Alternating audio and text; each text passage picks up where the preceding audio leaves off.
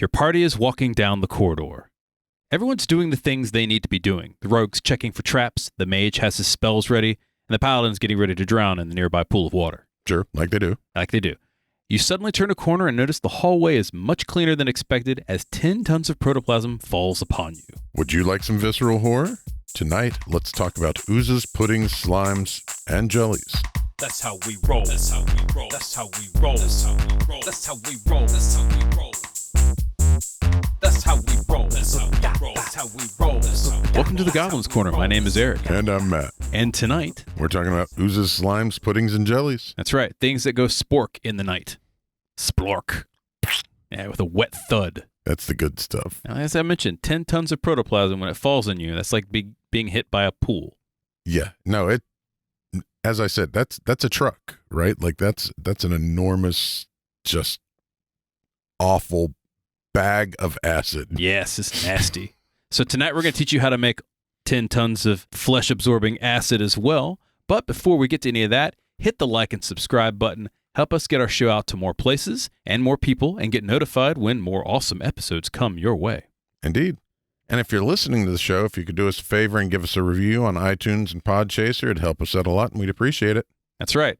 Also, this is our October edition, which means we're going to start doing some horror themes. And what better way to introduce Halloween than with some corn? And what kind of corn are we talking about? The best Candy corn. The best corn. That's right. Yes.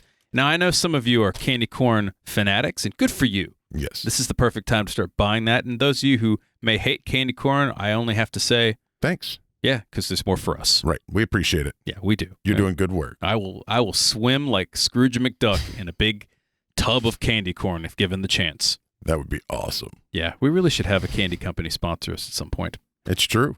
Yeah. So tonight, what's up with oozes, puddings, slimes, and jellies, Matt? Well, one of the things you got to keep in mind is they've been around literally since the beginning of the game. Since it was invented. Yes. And it draws, as we mentioned, upon a lot of body horror, a lot of the blob. Just the whole being slowly eaten away by acid and what have you. That's the good stuff. That is, in fact, the good stuff. That's right. They vary in all kinds of power levels and flavor. That's right. Some of them, first level player can kill, and some of them a 15th level player might have a hard time with. Yeah. It's the difference between lime jello and, pina colada jello. Yeah, that pina colada gets you every time, man. 100%. They are what, Matt? They're alien. In a lot of games where a lot of the creatures seem fantastic, they're still familiar, right? A griffin is still just two animals slapped together. Same with a pegasus. Slimes and oozes, puddings and jellies, they're not, there's none of that in our real world. And the things that are closest to it still come from very alien places. Absolutely. Don't have a shape. They could be any shape. And it sucks when you're walking down the road and that pool of water all of a sudden grows pseudopods to attack you. Absolutely. Tear off your face. Dissolve your weapons. Face meat. Drown the damn paladin. See? Paladin drowns in anything, man. But he can certainly drown in a pool of acid. Yes. That hungrily seeks his flesh. All right. So there are a couple of things that oozes, puddings, slimes, and jellies have in common. And we've compiled, I would not say an exhaustive list, but certainly enough for this episode. Right. So let's start us off, Matt. What do we have that are in common with oozes, puddings, slimes, and jellies? They're almost always amorphous and generally look like big amoebas. I gave the quick caveat almost always only because of gelatinous cubes. That's right. And I would say, clever DMs out there, you should come up with something aside from a gelatinous cube. Absolutely. Gelatinous rhomboids, gelatinous pyramids. I was literally thinking rhomboid. A rhomboid. We're on the same level, so we're friends, right? They are the children of Gonadur. Yes. Now, who is that, Matt? If people don't read a lot of Forgotten Realms. Okay. Gonadur is an elder primordial god in Forgotten Realms. In the rest of D&D, Jubilex. they're the children of Jubilex. In Forgotten Realms, Jubilex is literally just an avatar of Gonadur that he uses to fool people and get power from multiple sources. And of course, in your game, it could be whatever. Anything, yeah. It could be properties of Zoriat if you're playing Eberron. Could be some other deity. May not even have any deity. Could be the first amoeba. The first amoeba. I like that. Yeah. Sentient protoplasm. Yeah. That'd be cool. They're usually ambush predators. Which makes sense. Sure. They're amoebas, right? They Exactly. sit still until something comes along, then they reach out and grab it. Yep. They're usually mindless, although some can eventually develop or be given intellect. Yes. And it should be noted that a lot of these are generalities because depending upon your game setting and depending upon what version you're even playing, Yes. there's a lot of variation between this. Some of them are capable of thought and can actually talk to you, impersonate people. Some of them get psychic powers when they're old enough. And they should. Being mindless, most are immune to being frightened or charmed or mind controlled in any way. Yep. As well as the fact that because they are ooze, they have ooze traits, they don't see, they don't hear, and they don't get exhausted. Yes. That's the big one right there. Blindness and deafness, that's cool, right? No big deal. They've got blind sense. You can't just throw a clever illusion to fool these things. Right. But the fact that they will unceasingly find you, squeeze through an inch crack under the door frame. Yeah. They're not going to get tired. No. You will die of exhaustion before they do. And that is something that certainly needs to be emphasized when we're talking about playing up the scariness of these things. Yeah, especially if it's one of the tracker ones where that's how they hunt, is literally just following and following and following. Yeah, they're not fast, but you don't have to be fast when things have to sleep. It's true. What are some other commonalities between these things? They often reproduce by splitting, either through violence or once they reach a certain size. Yeah, so they get too big, they kind of fission into two separate entities. That's what mitosis? Yeah. There you go. Hey, little biology knowledge there. Yeah, a little bit. They're blind, but they also have blind sense or tremor sense, so it doesn't really hinder them significantly. Correct. And finally, most of them are large. Now, there are smaller oozes, puddings, slimes, and jellies, but going on 5th edition, they've kind of just said, hey, they're pretty big creatures. They start around 8 feet. Now, I want you to think about that. 8-foot blob of water is pretty damn heavy, several hundred pounds to several tons. Yes. As I mentioned, it's like getting hit with a swimming pool of acid. Not a great time. Yeah. Not a great time. You're just walking along, drops from the ceiling, just smashes you. So you've got bludgeoning damage. You're Sure. probably, if you're a low-level character, you could be dead. Imagine a gelatinous cube has like a little cube-shaped chute in the floor above you Mm-hmm. and just waits for you to walk under and drops that 30 foot onto you. It's like getting hit by an acid elephant. Yeah. 10 foot by 10 foot by 10 foot at the weight of water. You're 8,000 pounds or so. It's a bad day. That's a bad day. That'll kill anybody. Yeah, that's rough tough right there. I want none of it. Yeah. I'm Then good. it disposes of the body. Sure. Let's get a little bit of lore into this. What are we talking about when we're talking about oozes, puddings, slimes, and jellies?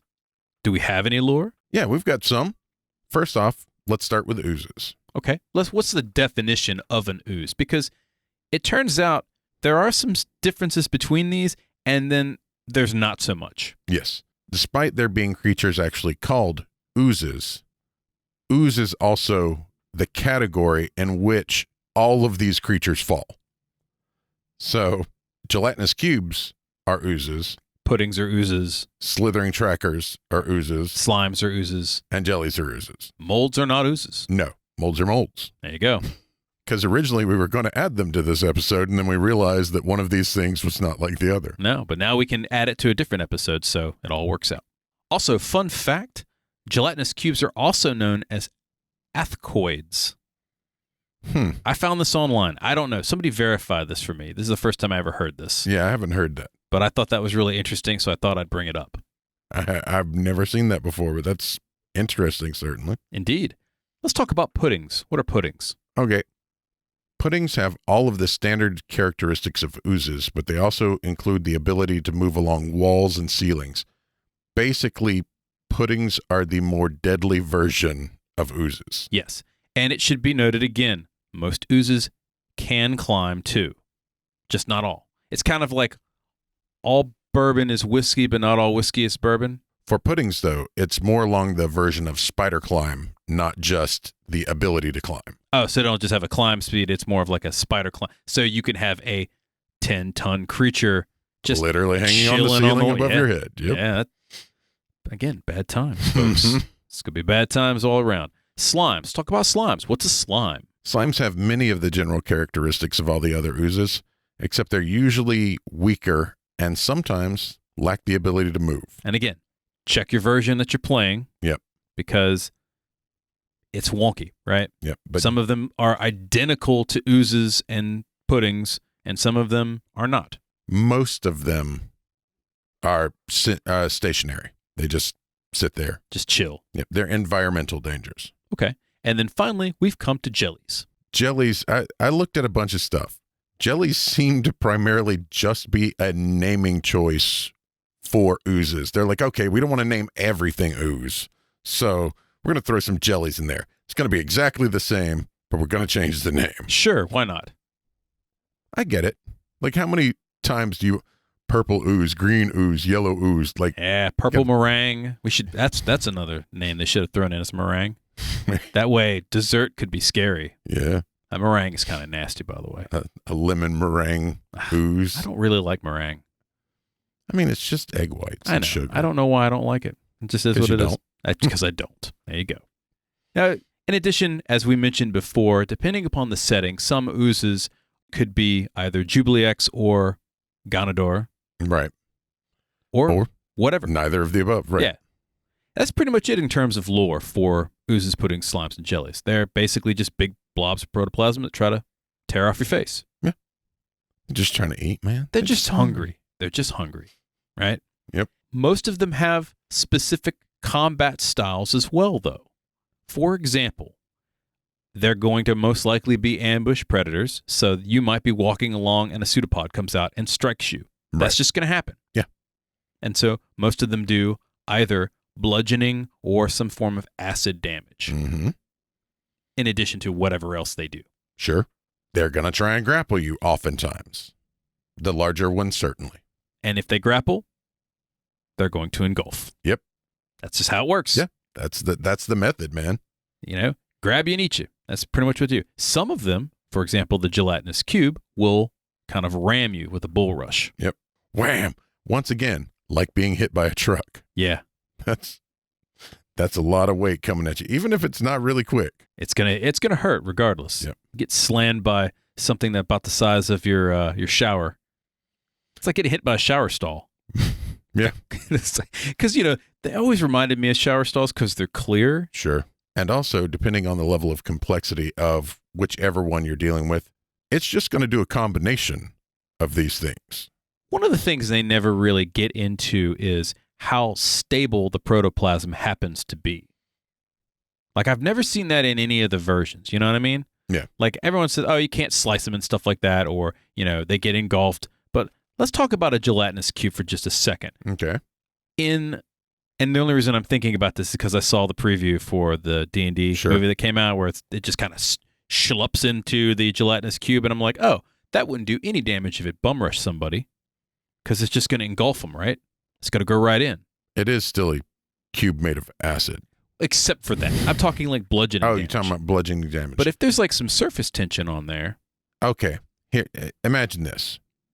It's the difference between a toddler throwing a Jello jiggler at you and a professional pitcher Throwing a Jello jiggler throwing at a you. Jello jiggler Throwing at a 10-ton Jello jiggler at you. Well, not pseudopods, whatever, right? Like the amount of strength behind what's hitting you determines whether or not it hurts. I agree with that. I will take a toddler throwing a water balloon at me over a professional pitcher every day. There are way smarter people than us somewhere on the internet probably doing the physics of all of this. Yeah, help us out. Show us. Like, Yeah. Send I'm that curious. to me. I'm curious. Yeah, at Goblin's Corner on Twitter, or hit us up at the usual places. or Adam Savage, Mythbusters at Force. So gelatinous cubes can do some damage. Yes. Now, that's a typical thing, and you might see a combination of that. It might be pseudopod engulf, or grapple engulf, or just engulf in the case of... Charge and golf. Yeah, sure.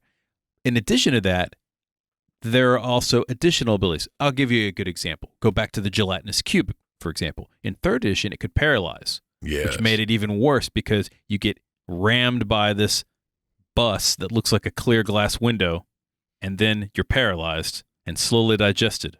If you can't pass your save, then you don't even get to try to get out. Mm-hmm. And all you see is your buddy's like, what's going on with Al there? Al's just floating in midair. Maybe it's a spell. And while they're trying to figure out whether it's a spell trap or not, you're slowly getting your armor eaten away. You're slowly, losing all of your muscle tone. Oh, his skin's going away. Maybe it's a slow motion dissolve. Sure is. Most are based off of a theme, right? And now there are a lot of them that are in the SRD and in third-party land out there. Sure. And various versions as well. Right. Because 3rd edition had a ton of oozes. Sure. We'll get to those later. In 5th edition, certainly, most of them all follow the same theme. Yeah. But when we're talking about upgrading, picking a theme is very easy, and we'll show you how to do that. Most are mindless, and they will generally attack the first creature made of meat that they sense. Absolutely. If it's made of meat, it's gonna eat. Would it bother with a Warforged? Probably not. I mean, it's There's no meat for it to dissolve. Although some of them, and again, going on the flavor here, some of them dissolve metal and wood as well. And so it might dissolve the organics first. very specifically gelatinous cubes do not dissolve magic items made of metal or wood or what have you. But ochre jellies do. Yes. So something to think about, right? When you're talking about tactics for what little it has. Sometimes they favor specific food first. For example, there are breeds of oozes that maybe subsist off of frost damage or cold or live in a volcano. Yeah.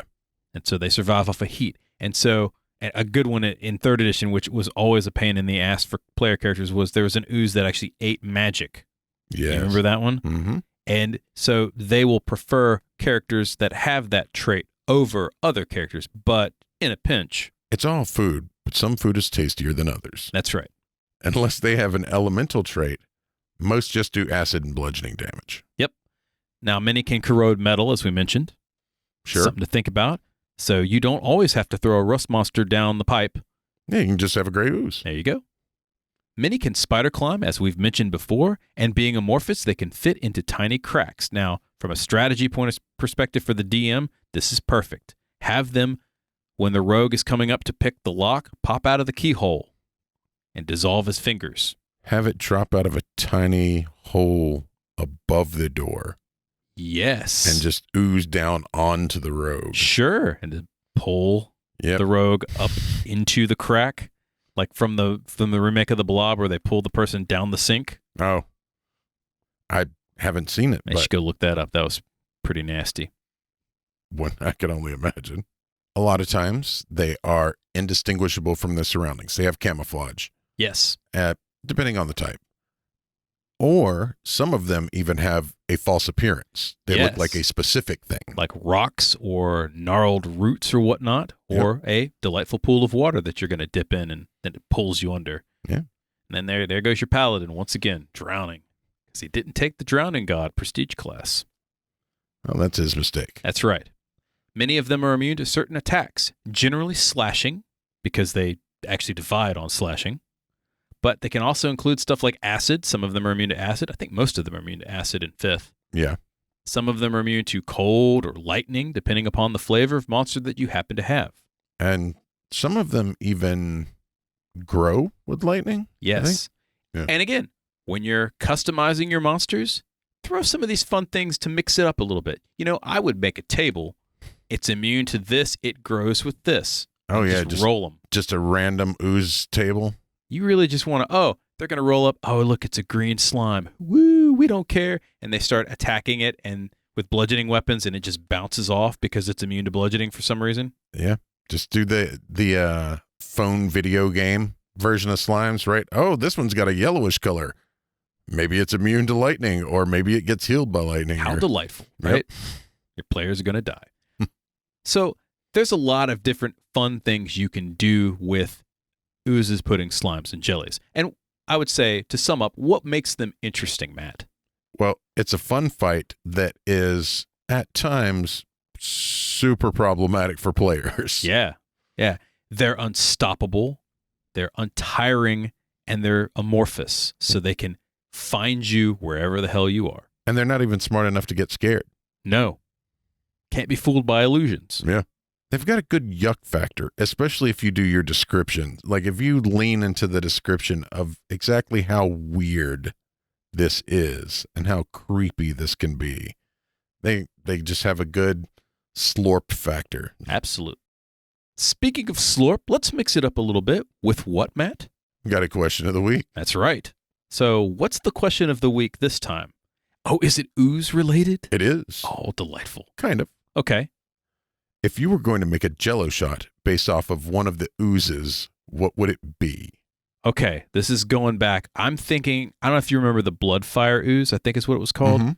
It was I believe it was like an evil abyssal ooze that lived near volcanoes. Sure. I'm thinking it's got to have some kind of hot damn in it, Okay. which is, Sure. for those of you who don't know what that is, it's like a cinnamon liqueur. Liqueur. It's 100 proof, but whatever. Look, it's liqueur to me. And some cherry jello. Okay. I'd even do some cherry liqueur in there as well, like a cherry cordial or something like Yeah. that. That'd be nice. Something to thin out the mix a little bit. Just a bit. Yeah. That would be, I would love that because it's evil. The evil part being the 100 proof liquor. Yeah. It's fiery. Mm-hmm. And if you can get the flavor right, it actually has the potential to be good. Oh, yeah. Yeah. We should make that for DragonCon. We'll give it a shot. Yeah. Speaking of shots, what would your shot be? I didn't even intend that pun. Nice. That was completely accidental. Pineapple Jell-O. Okay. So ochre jelly? Sure. Absinthe.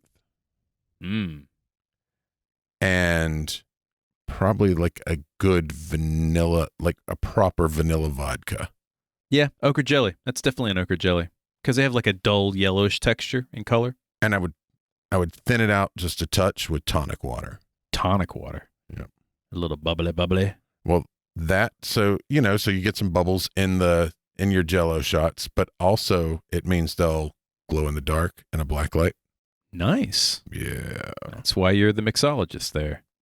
Do you happen to have a specific Jell-O shot that you would like to send to us? We might even make it and drink it on the show. Yeah.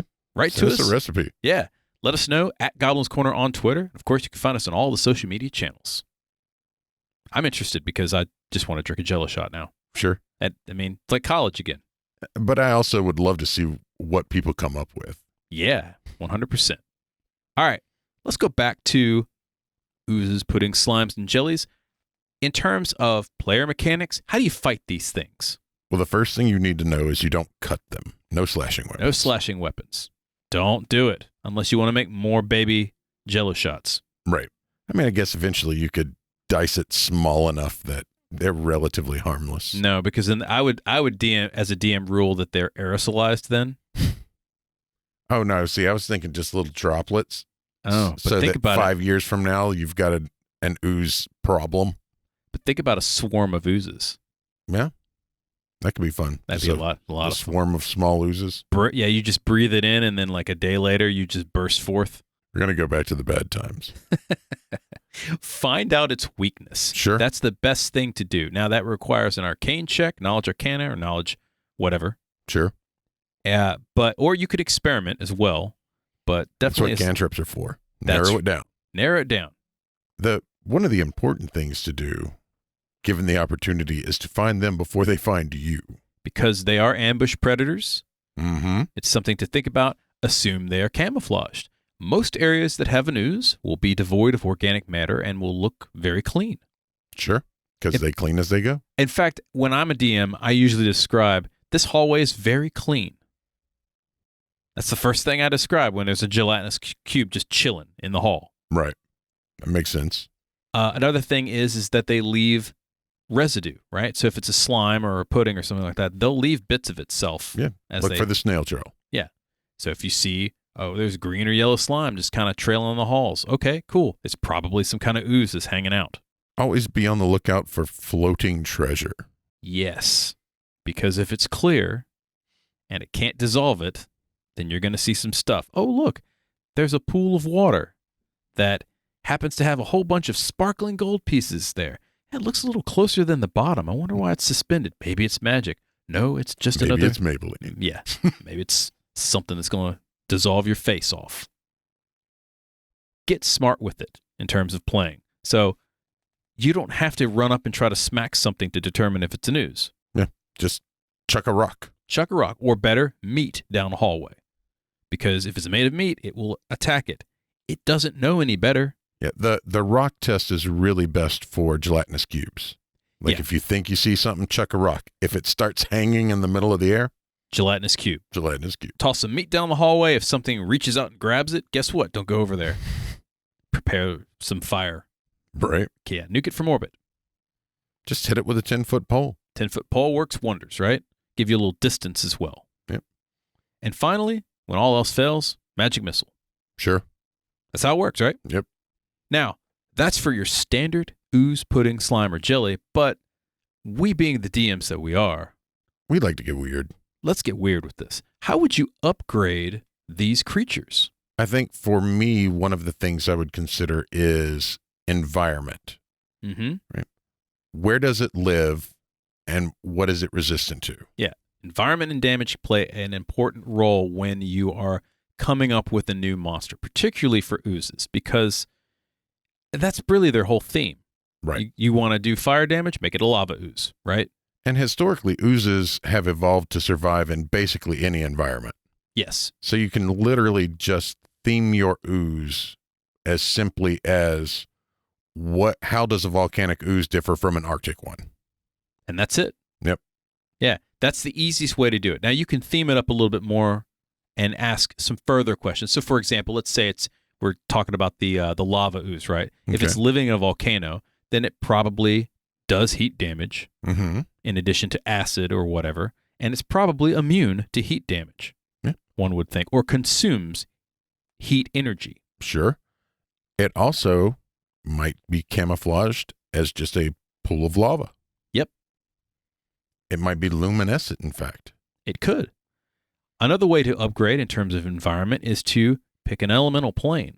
Grab a random plane and shove the traits from that plane onto the ooze. Call it a day. Yeah. It's easy. Oh, you want a dust ooze? Haven't seen one of those. Throw it in there. That'd be kind of fun. Astral ooze. An astral ooze. That would be scary. What would be scary is an ooze from the Shadowfell. Shadowfell ooze? Yeah. You're just creeping along. It looks like any other shadow that's rolling around. It would get like a severe bonus to. Stealth. Yeah, absolutely. We talked about this a little bit, but you could also theme it according to the food source. What does it eat? So, for example, if it survives off of frozen flesh, then it might be healed by cold damage. Right. It might be vulnerable to heat damage. Sure. If it eats psychic energy, then doing psychic damage to it probably is not the right way to go about it. No, and it's a very strange ooze. That's it. It's the great old one. Ooh, the great old ooze? Yes. Sure, why not? What are some other ways you can kind of upgrade an ooze, Matt?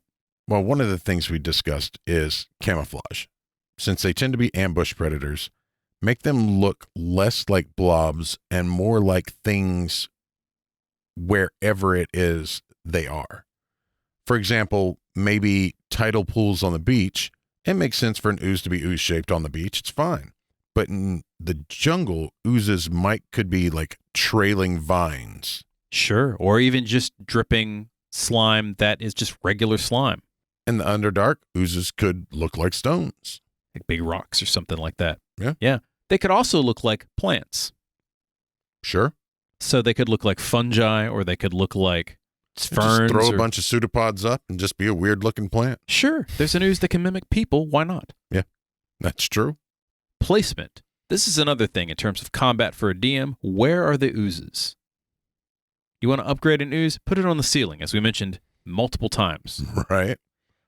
But if you put them on the floor, make them difficult terrain.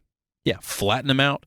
If it's 10 square feet, but it's only like, an inch or two thin, no Yeah. one's going to think about that until it starts dissolving their shoe leather.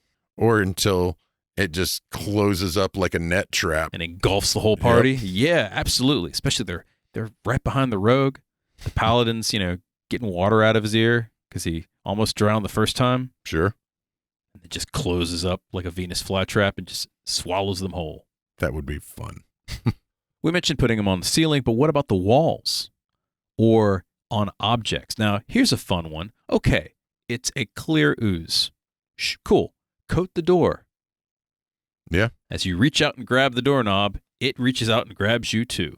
Doesn't have to be a mimic. And that's going to be the first thought that most players are going to have. Oh no, it's a mimic. Nope. And they're trying to fight a mimic when it's slowly dissolving their hand. Right. Something else you could do is have highly polished furniture. Yeah. Just drape it over furniture like it's literally the polish on the furniture.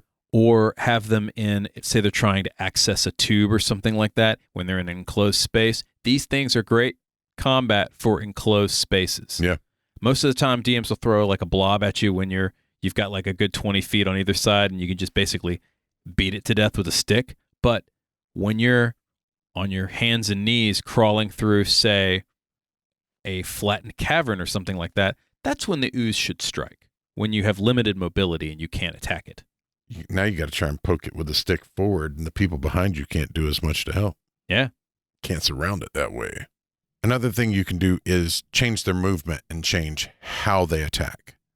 Maybe, since they're ambush predators, maybe they get a charge attack at the start of combat, like alligators do in real life. They're ambush predators. Sure. Makes sense. You can make them faster. Just make them faster. Yeah. You see you sprint off. Little cheetah ooze. Yeah. Well, keep in mind, they're tireless. Mm-hmm. And so you're just rolling along. I can sprint fast this thing, and it's starting to catch up on you. And it eats the horse. Out from under you. Yeah. That would be awesome.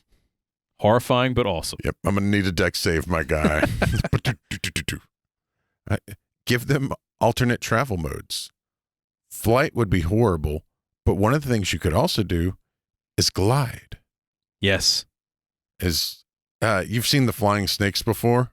Just wiggling through the air? That would be great. Look, it's a bubble. And that bubble pops and just kind of surrounds you. Make them phase through the earth. Think about it. Little earth glide? Little earth glide will wreck a party's day, let me tell you. And finally, make them smart. Mm-hmm. You really want to hurt your characters? Make them smart. Some get more intelligent after reaching a specific age. Yep. So you could just make them smart. Doesn't matter what kind it is. Yeah, I mean, Ooblexes start off smart. Yeah, because they mimic other people. Yeah. Yeah, play with the concept. What if they develop class levels? Yes. Now, you and I preach the gospel of this all the time, but there's one that's kind of built in. If you're the child, like the literal child of a god, take cleric levels in that. Take warlock levels in that, right? It just doesn't make sense not to. I say transmuter. Wizard transmuter, ooze. The only problem is they have to have metal spell books because they dissolve anything else. Sure. And they just acid etch with their fingers. They don't have phalanges. Ah, that's a good point, yeah. Oh, and they eat most spell components. Also problematic. Maybe sorcerers is better. Yeah, warlocks. Yeah, I think you're right with the warlocks. There's ways around that, of course. We could figure that out in story play. But can you imagine like coming up on a gelatinous cube, right? And you're just like, oh, it's a gelatinous cube. Why's he got swords? He's got 8 swords. Yeah, he's a grappler build too. That would be hilarious. A monk. Think about this. A monk protoplasm. Sure. It just beats you to death with the pseudopods and then engulfs you. Beats you on the inside. Like grapples, engulfs, and then just starts bludgeoning you. It makes an air bubble and just using you as a punching bag from there's the inside. Definitely, yeah. I'm sure there's an anime out there that already has that. I'm going to go look that up now. And of course, we wouldn't be who we were without what, Matt? Story options. Yeah. So we've got a couple of options for you. And I'm pretty pleased with some of these. These are just whetting the appetite a little bit. Right. Just ways to more thoroughly ingrain oozes and slimes into your game. Absolutely. So go ahead and start us off, Matt. An easy one, off the bat is that cultists of Jublex or Gonador are founding or fortifying a temple and must be stopped. Yeah. Got some cultists. They worship oozes. There's going to be some oozes hanging out, right? Yep. To fight oozes. A sudden storm has unleashed lightning slimes, which are eating everything in their path and setting fire to the nearby woods. Yeah, that's just awful. That's awful. I mean, it's great. A big but it's magical awful. thunderstorm just kind of wherever it strikes, a lightning slime appears. Yeah. That would be awesome. And, it's lightning, so it's doing lightning damage. So it's burning down trees and stuff. And everyone's like, oh, no. They run out there to try to put it out, and then the lightning slimes go after them. Sure. A portal to the plane of ooze has opened and is slowly getting larger. And I ask you, what does an ooze look like? I think as the portal gets larger, it's literally the plane starts pulling, starts a pseudopod coming through the portal. Oh, that would be cool, just to engulf the world. Yep. Yeah, that's a elder evil right there, if I ever heard one.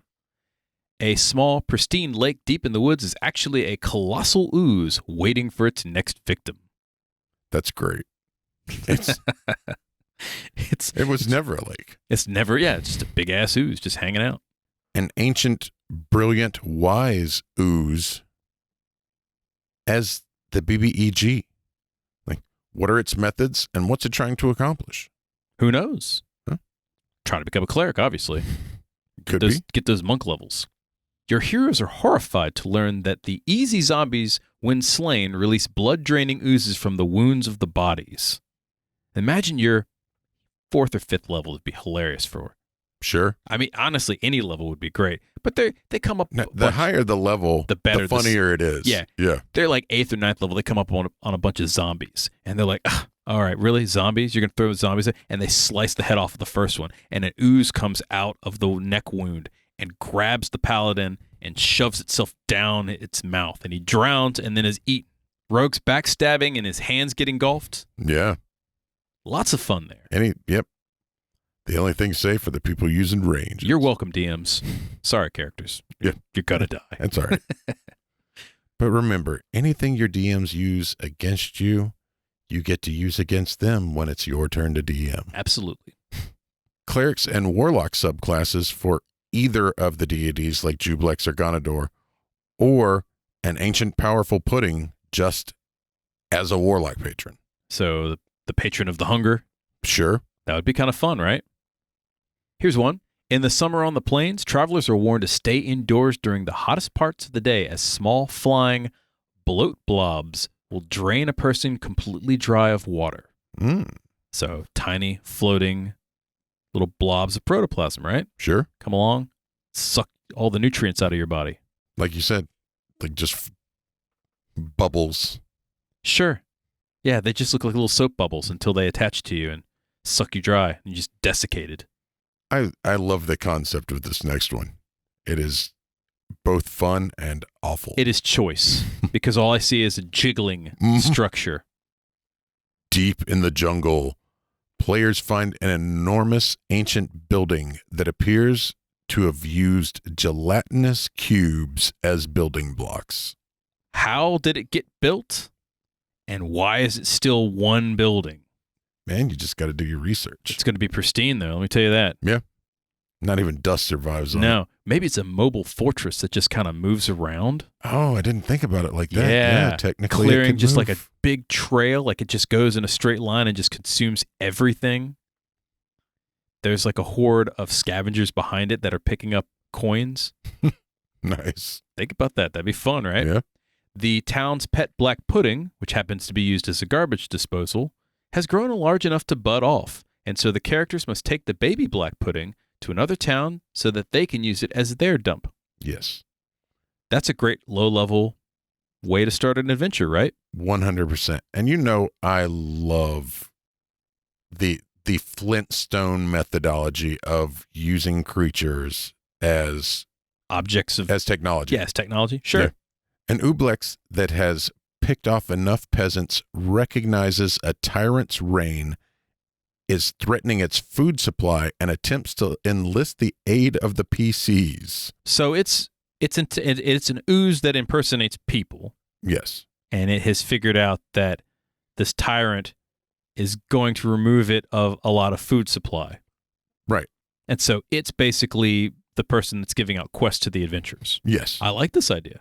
Now, it could also just be that it's a non-evil Ooblex, and it's trying to find a way to help without revealing itself to anyone. So, I mean, you could go either way with it, right? I think it's the barkeep.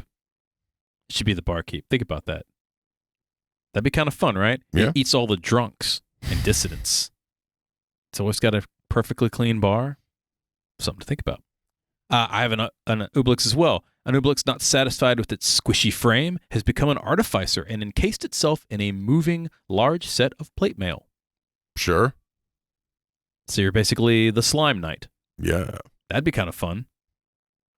Screw impersonating someone. I'm going to just shove my whole frame because they're big. Yeah. So it would be a large or huge size creature. Imagine it shoving into something that looks like a iron golem.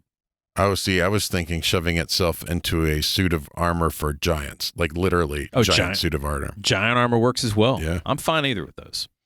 And finally, a fun idea that I like is small jellies as familiars. Tiny little puddings. Yeah. Little pudding cups as familiars. That would be kind of neat. Yeah.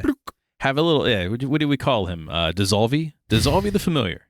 Just kind of sits on your shoulder and slowly eats a patch of your skin right there. I think what you do is you end up having even as a mage, you've got one metal shoulder pad just for it to hang out on. He chills in the gnome's nose, his big nose. It just looks like he's constantly has post-nasal drip. No, I don't think so. Nah, maybe not. So there you have it. Fun ways to create oozes, puddings, slimes, and jellies.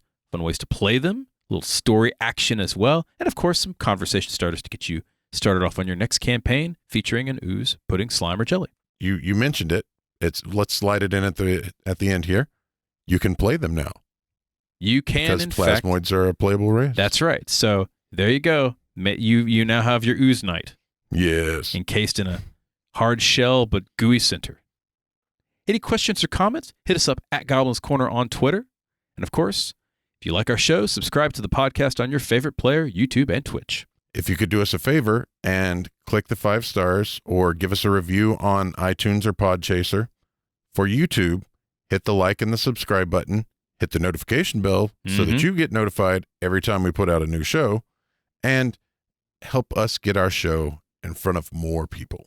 It's very important. Yeah, because it boosts the show and it feeds the hungry algorithm. That hungry algorithm is amorphous, currently sliding underneath you to wrap around you and drown your paladin self.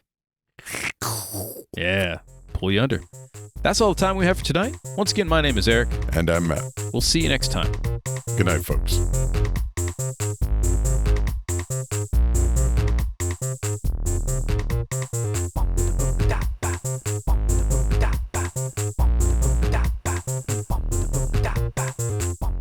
The Goblin's Corner has been written and produced by Eric Holden and Matt Staples. Music by D20. This is a Subterranean production.